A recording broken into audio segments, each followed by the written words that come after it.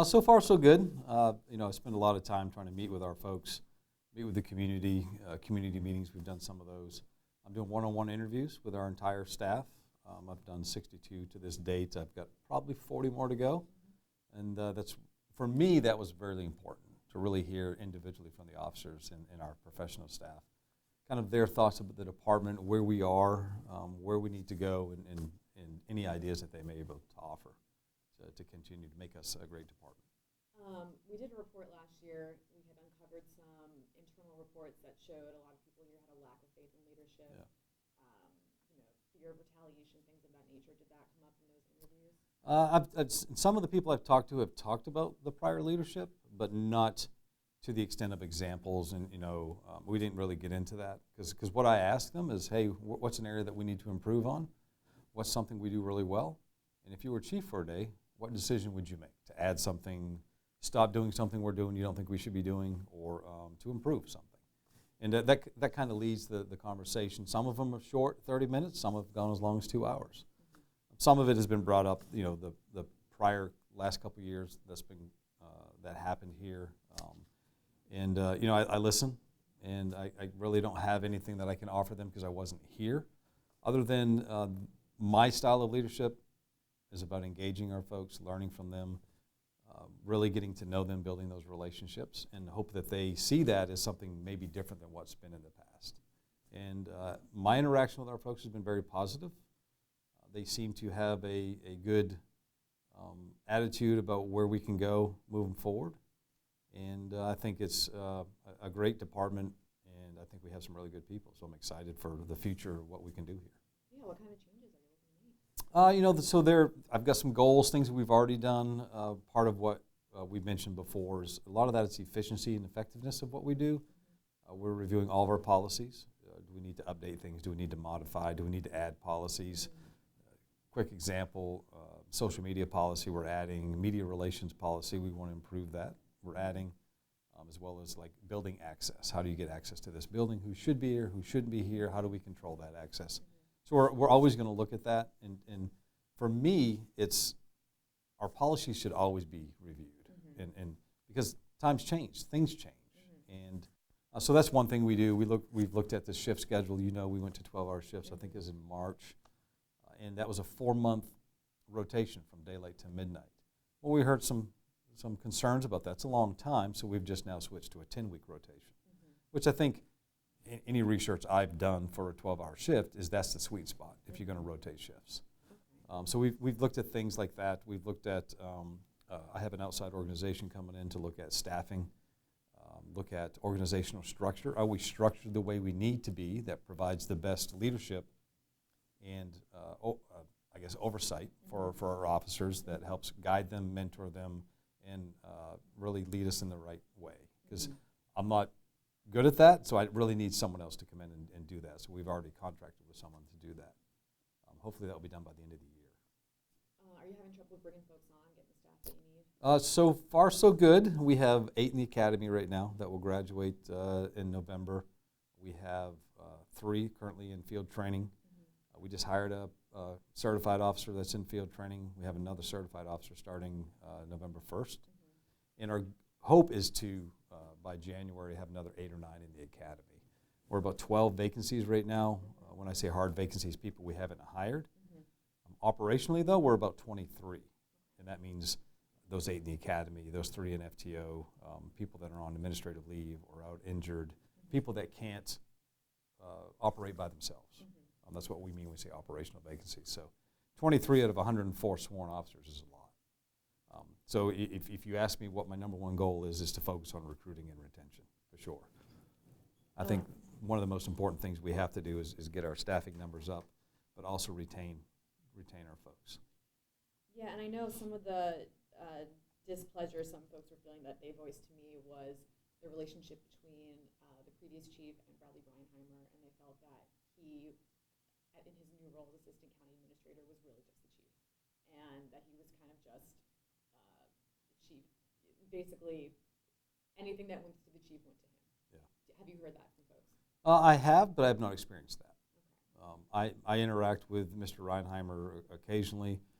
I interact with Mr. Stevens as well, separately from Mr. Reinheimer. I look at those as kind of a team.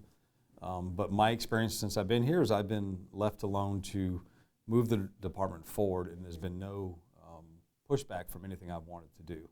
I'll ask the questions because county policing is different than city policing. So I'll ask him or other chiefs in the area kind of what James City County's, the way they do things. And I tell my folks, and I'll tell you, if someone says to me that's because that's the way we've always done it, that's when I want to change something. Because I don't want to be stuck in status quo.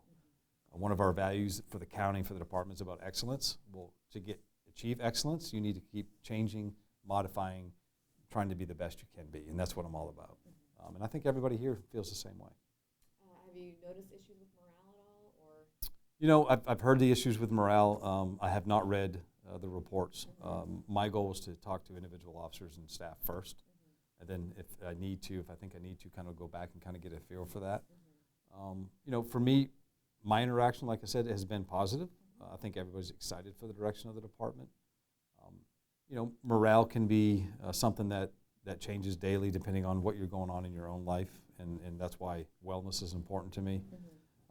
We have a pretty good wellness program here, but I want to expand that and provide more training and more resources. And as you know, law enforcement suicide is a problem.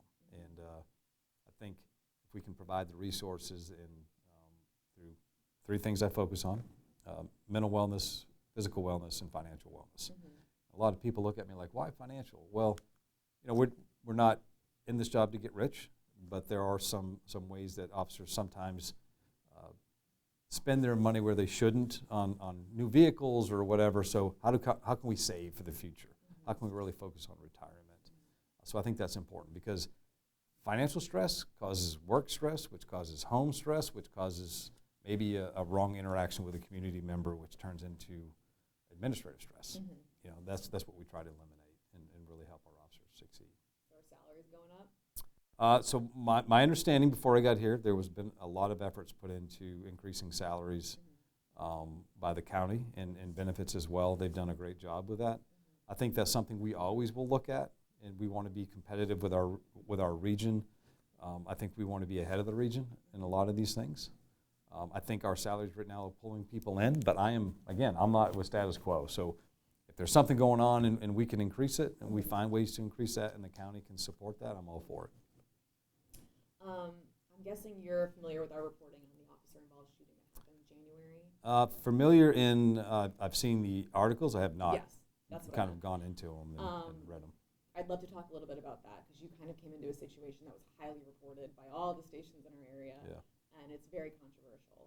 So can you tell me what the status is of the internal investigation into Christopher Gibson? Yeah, so the internal investigation, like we mentioned, is still ongoing.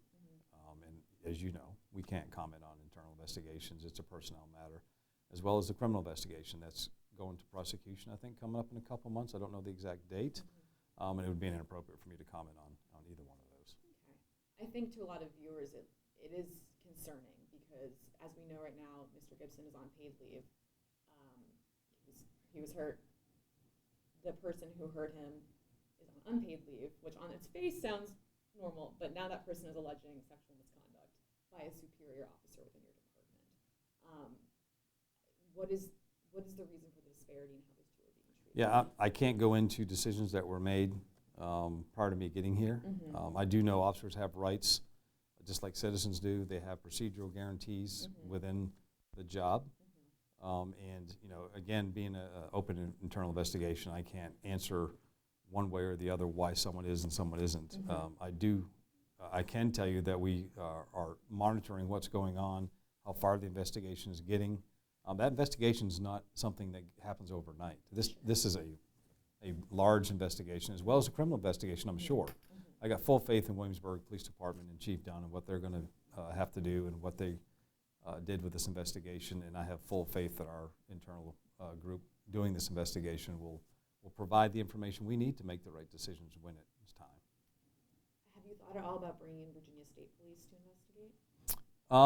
With it being an outside agency already investigating it, no. This happened before I got here. We're talking February, March time frame. it would be inappropriate to bring in the state police at this time to investigate that. It is interesting to me that Williamsburg is investigating just because, and I understand that's where it happened, Yeah. but the two departments are so close together, and even, there's a special prosecutor at the trial because that person felt they were too close to JCC to really work on this. So for the police department next door that's so intertwined, for them to investigate, I feel it must provide some kind of conflict of interest. Yeah, that's something you're going to have to ask Williamsburg, because I don't dictate what they do for crime that occurs in their community. That's up to their chief and what they do. I will tell you my procedures here. If we have an incident occur here, officer-involved shooting, the state police will investigate that for us. But you'd have to ask Williamsburg of what their thoughts are of handling this case. And there's some evidence to suggest, and I know you can't speak specifically to this case, but there is some evidence to suggest that Sergeant Gibson was using an issued device with an app on it to track the young man who ended up shooting him. How are you going to make sure that moving forward there's no kind of misuse of company property to be used in an inappropriate way? Yeah. The way I can answer that is once we know what's in this investigation and we review it, that we put procedures and policies in place if it's warranted to correct anything that's occurred. If it was wrong, inappropriate, whatever that may be, if that investigation tells us that, we'll take appropriate action. Has there been any thought to the optics of how it looks that he's at home on paid leave while this other person's career is likely, I don't want to say ruined, but likely suffering and he's claiming to be a victim of sexual assault? I think there's a large feeling that if this young man that had pulled the trigger was a woman, we wouldn't be in this situation. Yeah, I can't talk to optics because that would be speculating what people think and the way it happens. Again, a lot of this happened prior to me getting here, and my request is that we move this investigation forward, and once we get to a point that we either need to modify something, change something, or move forward with whatever we need to move forward with, if that's before the trial, if that's after the trial, that we do that. And that's where we're headed right now. Okay, I understand things take time. We're coming up on a year. Yeah. What kind of steps are left within I know Williamsburg is investigating, what kind of steps are left in your department to make sure this doesn't happen again? Yeah, there's a lot of things that we can look at, but once we get that investigation done, which isn't done, the internal review is not done. Sure. That's when we start looking at, hey, what do we need to do differently? What happened? Get the facts, get the truth of what actually has happened, not speculation from a citizen that may know something or whoever. Get the truth, take that, and if there's some things that we need to correct, things that we need to add, modify, change, even come to discipline, we will do that. You've seen the video of them? I have not. You've not seen any of the video? No. It happened in your own department? I have not seen the video. Okay. You've chosen not to watch it? I'm waiting for the facts to come from my internal review. Okay. And I know that the criminal investigation, we don't have access to all that information as well, so there's some things there. Okay. I'm not going to speculate on things that are until I get the full document that shows me everything that we know happened. Okay. I understand that. I also understand, just from speaking to the family of the young man who pulled that trigger, that not one person, he claims, not one person from this department has reached out to him, gone to visit him, anything. Meanwhile, I've heard the opposite from the opposite side, that when this happened, and understandably he was shot, that he had a lot of visitors in the hospital, a lot of talk about how they were going to move forward from this. If this is something you want to fix moving forward, the morale, how are we going to address the fact that this young man felt like he had no one on his side? And he claims that he was complaining about this misbehavior from his superior officer for months before this happened. Yeah, like I said, you're asking me to speculate on things I haven't had a full investigation on to find exactly what happened. Okay. What I can tell you is that this happened in February, I believe, January. And I was hired July 1st. Yeah. A lot of this happened before I got here. I will not speculate on what it is, what happens, and what people think in the rumor mill. I can only go on the facts that are in front of me when the investigation is complete. And if that means when the trial is complete as well, then that's when we'll look at making decisions moving forward. My last question on this matter, and then I will move on. It's my understanding that the Rusk family, on behalf of Michael Rusk, has filed an EEOC complaint Equal Opportunity Commission. What is your response to that? For how I he mean, was treated? again, you know I can't comment on any personnel matter, any complaints that are filed or anything to that amount. You know that, and I appreciate the question, but that's not anything that I'm at liberty or would be appropriate for me to comment on. Okay. I think it might be reassuring to people worrying about, you know, the department that keeps them safe to know that there's not any internal distress when they're out there on the streets protecting us. Yeah. Well, I mean, if you talk about this case in general, I can't answer that. But there's stress every day when officers go out here to protect our citizens from the trauma they face every day, from what might be going on at their home. You know, that's, again, why wellness is so important. Our officers face stress every day, and that's why resiliency is important, to really focus on your wellness, your physical fitness, your mental fitness, you know, getting a checkup with a doctor if you need to, whatever that may be. And that's why that's our focus, because we know whether it's a significant incident, a child situation, or a homicide, whatever, it's stressful. I've been in probably most of my career dealt with some significant stressful incidents, and I know what that feels like, even at the deputy chief, when I was a deputy chief level, and it can impact everybody, including the citizens. And I think part of what we want to do moving forward is make sure our folks have the resources they need, but also we're informing the community when things like that happen as much as we can. Well, you weren't here, but I don't think anyone informed the community when this happened. I mean, it only became public when we got a hold of the video and we aired it. And until then, it was made to sound like one officer shot another because he was drunk. When really we know now that's not what happened. The 911 call alone tells you that's not what happened. Again, I mean, you can continue to ask me questions about things that happened when I was not here. My ask of my communications group is that we're putting stuff out. And that's one of the things I've asked to do. We need to increase our social media and our media relations. Our media communication needs to increase. I've asked for that. And hopefully you've seen some of that. We're working through it. Has there been any pushback or any movement I know within the last year there's been a move to consolidate the dispatch center. How are you doing with that? Yeah, there's been some concern that some of the things people have brought up, they're not happy about that decision. I understand the decision. I was told why. I was told that decision was made prior to me getting here, and it's not going to change. I think what I've told folks is that we can sit there and really dwell on it. It's not going to change. So how can we make it work for us? How can we work with York County? Most of our other agencies are doing this. And how can we make it best fit us? What I don't want our folks to do is dwell on something that really impacts them over and over again and just keep dwelling on it, become negative. I'm not good on allowing negativity in our department. If you're here to support each other and ultimately provide the best service you can to our citizens, I'm for that. But if you're here to disrupt what's going on in our department, be negative, not really support each other, trying to undermine what we're really trying to do here, ultimately is provide a police service to our community, then you shouldn't be here. And I'm clear with people about that. Yeah, we're going to get frustrated. We're going to get negative. Someone's not going to like my decision. I've told them that. And I'll make wrong decisions. And I'll be like, yeah, that was a wrong decision. Let's move this way. But we can't really let the frustration of the job or the day-to-day really get to us, because that impacts our ability to do our job. I think that is a frustration for people, and I've just asked them to be open-minded, to work with our dispatchers, work with York County, and make it the best we can. Be positive about it. It's going to work out. And it's worked for the other jurisdictions involved. I think it's Williamsburg, Pequosen, York County. Let's make it work for us. And I get it. I feel it impacts friends and potentially even relatives. I understand that. But moving forward is what I'm all about. What was the motivation to consolidate?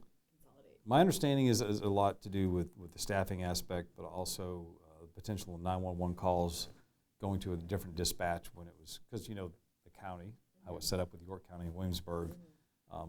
Based on where you are, you might get James City County dispatch, but it's in York County and maybe potentially delays. So, I mean, there was a lot more than just staffing, but staffing is going to be the main issue when you have positions you can't fill, and it becomes that's part of our service. That's part of public safety, if you would say. You know, we have to do something, And that's what I was told is why we had to move it and kind of combine it. This question was not on my list yesterday, but I was just going over some notes, and I understand you all had a police impersonator here the last few weeks. Is that correct? Yes, I'm sure Taylor could provide a little bit more information about that individual that was portraying himself to be law enforcement, I believe. Okay. And we got a call on it, and our officers, investigators looked into it and made an arrest. Oh, so there's been an arrest made? Yes. Okay. Yeah. Did he say why he was doing that? I don't have that information. Okay. I'm sure I wouldn't be able to tell you if he did or not. I haven't looked at the report, but it's pretty concerning, and I want our citizens to know anytime you have a concern about individual that may be approaching you, saying that they're a police officer, or they're behind you, you're not sure if they're a police officer, that they can call 911 and be like, hey, I'm on whatever road, there's an individual behind me, he's got his lights on, I just want to make sure he's a police officer. Our dispatchers know where we are, and our dispatchers will be able to direct them depending on what the situation is. If it's someone that isn't, they can direct them, into a lighted parking lot where there's people, so they're there. There's, a convenience store would be a good location. But I tell everybody, ask for their badge, ask for their ID. That is your right as a citizen. And if you don't feel comfortable, call 911, for sure. What attracted you to this job? A little bit of one, I've always wanted to be a police chief. And for me, it's more about family. So where would my wife and I feel that we would want to be, that our home life is enjoyable just as much as our work life.